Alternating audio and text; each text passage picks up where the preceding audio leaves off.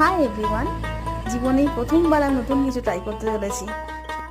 তো আমি ভাবলাম ইলিশ মাছ আঁকলে কেমন হয়, কারণ বর্ষাকাল মানেই তো ইলিশ, আর ইলিশ হচ্ছে বাঙালির ইমোশন। মাটির থালাটার উপর সাদা রঙের একটা অ্যাক্রিলিকের কোট চাপিয়ে নিলাম, তারপর হালকা স্কেচ করেই রং করা শুরু। আর আমার ছোটোবেলায় ইলিশ মাছ খেতে একদম ভালো লাগতো না, এত কাঁটা থাকতো, এত কাঁটা থাকতো, মা বেছে দিত তবেই খেতাম। আর এই দেখো, এরা দুজন ক্লাস করতে এসে আমার কাজের দিকে চেয়ে বসে আছে, আর আমার কন্টিনিউ বকিয়ে যাচ্ছে বর্ষাকাল ভালো লাগে না, শীতকাল ভালো লাগে না, গরমকাল ভালো লাগে এইসব।